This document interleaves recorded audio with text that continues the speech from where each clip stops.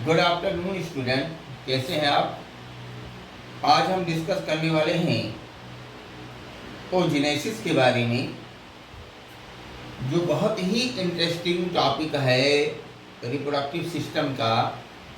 Specially female reproductive system की बहुत ही important topic है, जिस पर आज हमें डिस्कशन करना है। इस पर जो है अक्सर बोर्ड में क्वेश्चन पूछे जाते हैं। इस बार भी जो है 2026 में ओजेनेसिस के बारे में क्वेश्चन पूछा गया था। हम लोग काफ़ी का एवोल्यूशन करने गए थे, वहाँ पर एक क्वेश्चन आया हुआ था। तो देखिए, ओजेनेसिस की जो प्रोसेस है वो बहुत ही कॉम्प्लिकेटेड है। जहाँ पर स्पर्मेटोजेनेसिस की बात करें तो स्पर्मेटोजेनेसिस बहुत ही स्मूथली होता है और ये प्यूबर्टी से स्टार्ट होता है, जबकि ओजेनेसिस की जो प्रोसेस है ये फीटल लाइफ से ही स्टार्ट हो जाती है। About 6 to 8 week of the foetus, 6 to 8 week of foetus में ओजेनेसिस की जो प्रोसेस है वो स्टार्ट हो जाती है। तो जब फीटस 6 और 8 वीक का होता है तभी क्या होती है, जो ओगोनिया है वो तेजी से माइटोसिस करती है और अपने नंबर को बढ़ाती हैं और बहुत सारी ओवोनियम का फॉर्मेशन करती हैं। तो 6 to 8 वीक ऑफ फीटस में ओवोनियम तेजी से माइटोसिस करती है और बहुत सारी ओवोनियम का फॉर्मेशन करती हैं। अब जब फीटस 20 वीक्स का हो जाता है तो इसमें 6 to 7 मिलियंस ऑफ ओवोनिया बन जाती है।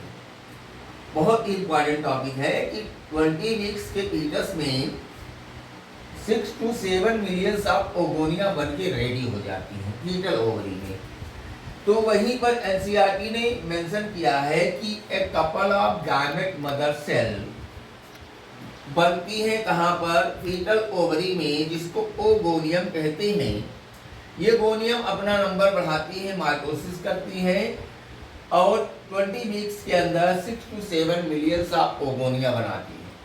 अब क्या होता है, at the time of birth के समय 2 मिलियंस ऑफ ओगोनिया केवल बचती हैं।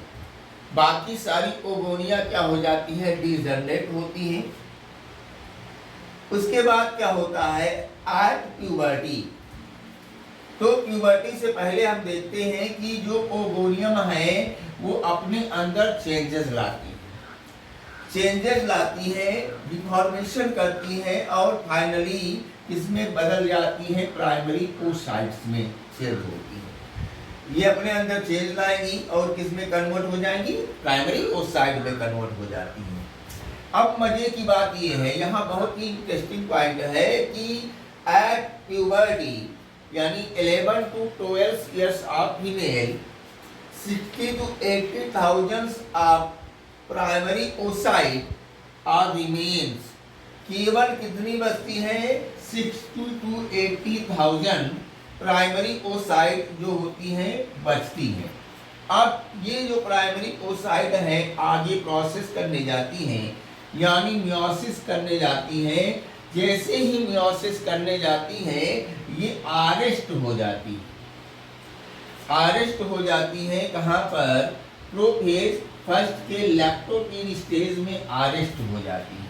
ठीक है, अब ये ऐसे ही पड़ी रहेगी, अरेस्ट होकर प्राइमरी oocyte ऐसे ही पड़ी रहती हैं।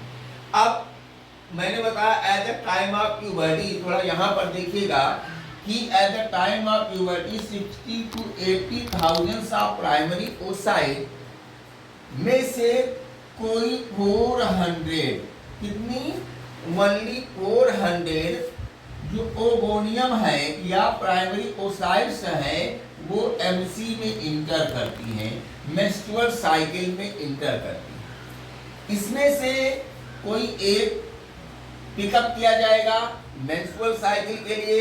मान लीजिए कोई एक पिकअप किया जा रहा है 12 ईयर्स में, कोई एक पिकअप किया जा रहा है 20 ईयर्स में, कोई एक पिकअप 30, इसी तरह से जो होती है ओगोनिया पिकअप होती जाती है। तो 12 ईयर्स की गर्ल्स में मान लीजिए कोई एक ओगोनिया जो है, जो अरेस्टेड स्टेज में प्राइमरी oocytes है, वो पिकअप के लिए, और ये किसमें इंटर की, मेंस्ट्रुअल साइकिल्स में।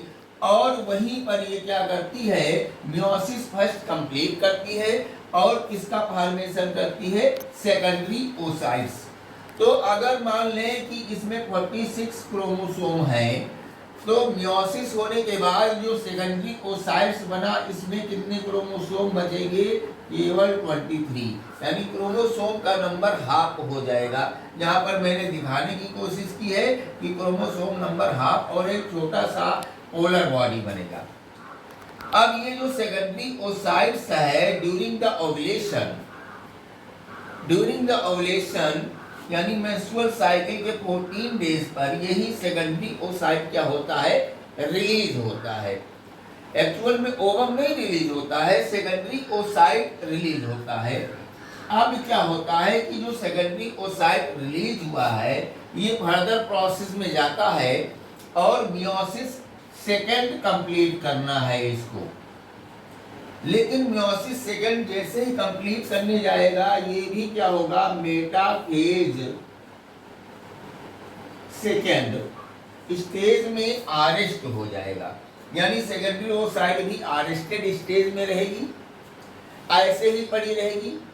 लेकिन at the time of fertilisation, जब कोई फीमेल किसी मेल से कॉपुलेशन करता है, उस समय जब स्पर्म रिलीज होता है और स्पर्म फर्टिलाइजेशन के प्रोसेस को करने जाता है, at the period to ovulation यानी 30 to 46 hour, after 30 to 46 hour at the time of fertilisation, secondary oocyte completed meiosis second. क्यों कंप्लीट करता है, उसके पीछे रीजन है, सेकेंडरी ओसाइट के पास सेंट्रियोल नहीं है, इसको सेंट्रियोल की रिक्वायरमेंट होती है, और सेंट्रियोल कौन देता है, स्पर्म प्रोवाइड करता है। जैसे ही फर्टिलाइजेशन होता है, secondary oocyte meiosis second complete करती है और कन्वर्टेड हो जाती है ओवम में, और सेकेंड पोलर बॉडी का फॉर्मेशन हो जाता है। तो इस तरह से जो ओजेनेसिस का प्रोसेस है वो क्या होता है, ओवरी में होता है, और ये बहुत ही देख रहे हो कॉम्प्लिकेटेड प्रोसेस है, ये फीटल ओवरी से ही चालू होता है। तो इसका जो डायग्रामेटिक पोर्शन है उसको नेक्स्ट वीडियो में हम शेयर करेंगे। ये पहले वीडियो में मैंने शेयर किया है केवल ओजेनेसिस के प्रोसेस को। ओजेनेसिस में मैंने बताया कि ओजेनेसिस की जो प्रोसेस है वो 6 to 8 week of foetal ovary में स्टार्ट हो जाती है, और जब फीटस 20 वीक्स का होता है तो उसकी बॉडी में 6 to 7 मिलियंस यानी उसकी ओवरी में 6 to 7 मिलियंस ऑफ ओगोनिया बन जाती है। ओगोनिया माइटोसिस करती है, अपने नंबर को बढ़ाती है। अब ये ओगोनिया जो बढ़ी है वो अपने अंदर चेंजेस लाती हैं, converted into primary oocyte. Primary oocyte arrested stage में पड़ा रहता है। At the time of puberty, जब प्यूबर्टी आती है तो उसके पास कितनी प्राइमरी ओसाइट है, 60 to 80,000। इसमें से कोई 400 क्या किया जाता है, मेंस्ट्रुअल साइकिल में एंटर करता है, और उसमें से कोई एक पिकअप कर लिया जाता है, और मियोसिस फर्स्ट कंप्लीट होती है और सेकेंडरी ओसाइट और फर्स्ट पोलर बॉडी का फॉर्मेशन होता है। यही सेकेंडरी ओसाइट ओवुलेशन के दौरान रिलीज होती है, और सेकेंडरी ओसाइट ऐसे अरेस्टेड स्टेज में पड़ी रहती है, मेटाफेज सेकेंड स्टेज में। अब क्या होता है, at the time of fertilization के समय स्पर्म सेंट्रियोल प्रोवाइड करता है, और secondary oocyte meiosis second complete करके finally converted into ovum and second polar body बनाता है। तो जिस तरह से आपने देख लिया ओजेनेसिस का प्रोसेस, इसका जो डायग्रामेटिक पोर्शन है उसको नेक्स्ट वीडियो में डिस्कस करेंगे। अगर ये वीडियो समझ में आया हो तो लाइक और सब्सक्राइब कीजिएगा। थैंक यू, धन्यवाद।